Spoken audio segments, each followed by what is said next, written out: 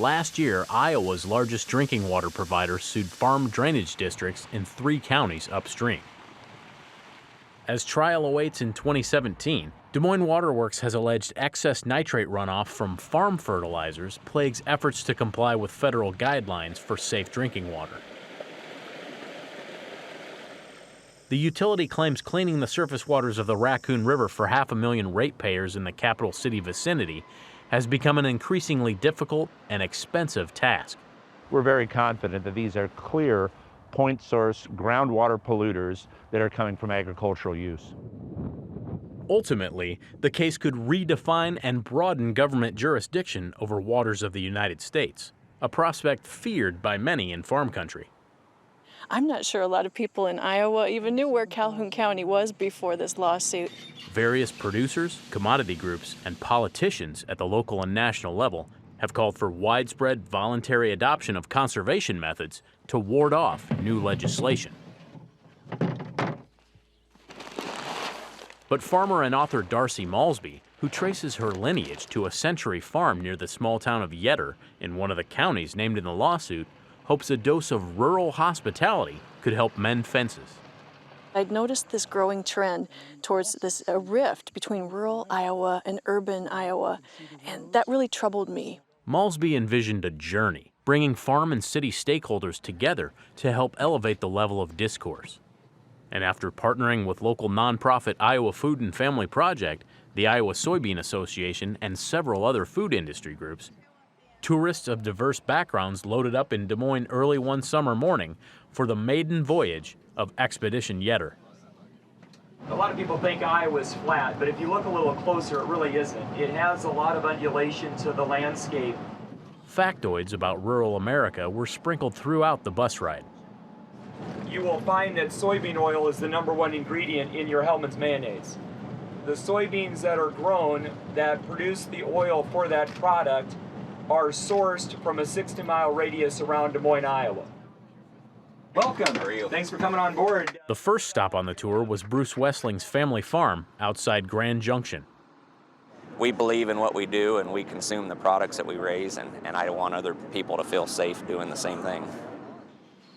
Wessling shared the intricacies of his row crop and pig operations, explaining how manure management plans help livestock owners safeguard against health concerns and abide by natural resource regulations. You know, I feel like our operation's kind of a complete circle from growing the corn, feeding the livestock, putting the nutrients back on the soil. Former University of Iowa and NFL quarterback Chuck Long hitched a ride as well. He marveled at the culmination of knowledge found on today's farms. It's just fascinating what, with technology now and the machinery that they use, how streamlined and precise they can get. Nostalgia sprouted for one Sioux City school teacher who shared family memories of hard work. My dad did farm drainage tiling a long time ago in the 80s, and so there was no GPS then, and I helped him quite a bit. We have this underground drainage system. Agri-Tourism ventures like Expedition Yetter have grown in popularity over recent years. According to USDA's 2012 Census of Agriculture, more than 33,000 farms integrated tourism and recreational services into their repertoire.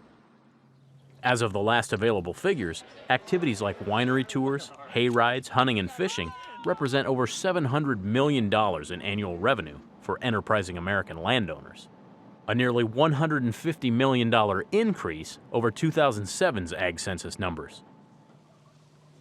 So far, the largest returns have come mostly in western states, which earned revenues of up to $24 million in certain counties. By contrast, Iowa tops out annually around $350,000. But again, USDA figures are now several years old. Organizers like Malsby see more opportunities for migrations through the countryside, citing the demand for reconciliation of rural and urban issues. If you think about it, the air that we're breathing is 78% nitrogen. Those plants will take that nitrogen out of the air, fix it, and use it to help their own growth. Rounding out the jaunt, bus riders visited David Osberger's 1,700-acre corn and soybean operation near Jefferson. A fourth-generation producer, Osberger and his family have practiced no-till farming for decades to minimize erosion. And I'm really conscientious about soil compaction. Osberger has converted unproductive land to wetland habitat, added buffer strips, and cover crops. He says the approach benefits nature and future farm generations, but admits it takes a strong level of commitment to stay on track. So it's a whole systems approach, and it's not something that you go into lightly. As farmers attempt to chip away at looming litigation with voluntary efforts, many agree time is the most precious commodity of all. Farm community members say there are no quick fixes for ever-present nitrates in Corn Belt creeks and streams. And if Des Moines Waterworks should win, farming could go under a regulatory microscope. But some see the benefits of a spotlight shining on Iowa agriculture.